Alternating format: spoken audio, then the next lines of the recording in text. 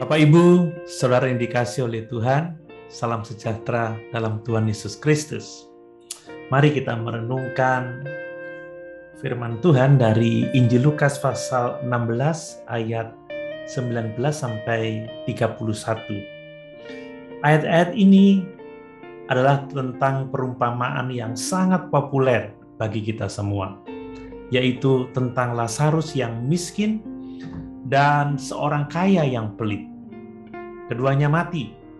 Lazarus masuk surga dan orang kaya tersebut masuk neraka. Orang kaya ingin menyelamatkan saudara-saudaranya yang hidup dalam dosa agar mau bertobat sehingga selamat melalui kebangkitan Lazarus dari kematian. Tetapi tidak diizinkan sebab mereka punya kesaksian Musa dan para nabi. Bapak Ibu, saudara yang dikasihi oleh Tuhan. Melalui kisah ini, Tuhan Yesus mengajar orang-orang Yahudi pada waktu itu agar mereka menghargai kitab suci, agar mereka menghargai kitab Taurat dan kitab para nabi. Mengapa? Sebab melaluinya Allah telah memberitahukan jalan menuju keselamatan. Mereka harus percaya dan taat pada firman Allah untuk masuk surga. Tidak ada jalan lain. Sekalipun ada orang yang bangkit dari kematian, kalau mereka tidak menerima kesaksian Musa dan kesaksian para nabi, mereka pun juga tidak akan mau diyakinkan olehnya. Melalui kisah ini juga, kita semua juga diingatkan agar kita menghargai Alkitab yang telah diberikan kepada kita. Sebab Alkitab adalah firman Allah yang berkuasa mengubah hidup kita. Ingat Rasul Paulus menulis dalam 2 Timotius 3 ayat 16-17. Segala tulisan yang diilhamkan Allah memang bermanfaat untuk mengajar, untuk menyatakan kesalahan, untuk memperbaiki kelakuan, dan untuk mendidik orang dalam kebenaran. Dengan demikian, tiap-tiap manusia kepunyaan Allah diperlengkapi untuk setiap perbuatan baik.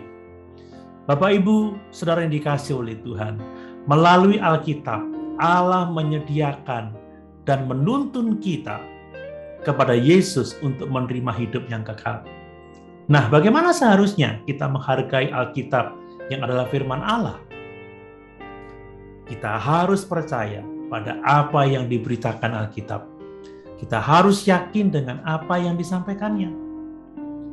Orang kaya dan saudara-saudaranya memiliki kitab Taurat dan kitab para nabi, tetapi mereka tidak percaya pada apa yang disampaikan oleh kitab-kitab tersebut. Mereka tidak yakin dengan berita kitab suci. Akibatnya mereka tidak akan selamat. Mereka lebih suka dan percaya pada hal-hal yang spektakuler, sekalipun itu bukan kebenaran dan hanya dongeng semata-mata. Nah, persoalan yang sama ada pada gereja Tuhan pada masa kini, yaitu kurang begitu percaya atau tidak mau diyakinkan oleh Alkitab. Banyak orang suka pada hal-hal yang mereka anggap spektakuler, mencari pengkhotbah-pengkhotbah hebat, tidak puas dengan pengajaran firman Allah. Mereka ingin mendengar kesaksian orang-orang lain dan baru mereka mau percaya. Ingat, Paulus mempunyai keyakinan yang kokoh pada Injil, bukan pada hal-hal yang lain. Itu sebabnya Paulus menasihatkan Timotius untuk bertekun dalam membaca kitab-kitab suci, dalam membangun dan dalam mengajar. Bapak Ibu, saudara yang dikasihi oleh Tuhan, apa yang ditulis di dalam Alkitab cukup untuk membawa kita kepada keselamatan, kepada Yesus. Pemazmur berpegang teguh pada kitab suci. Ingat pelajaran yang kita dapatkan dari dua orang yang berjalan ke Emmaus saat bertemu dengan Yesus. Mereka lamban memahami kitab suci, padahal kitab suci berbicara tentang Yesus. Bapak Ibu, saudara yang dikasihi oleh Tuhan, kita juga harus dengar-dengaran, taat pada Alkitab yang adalah firman Allah.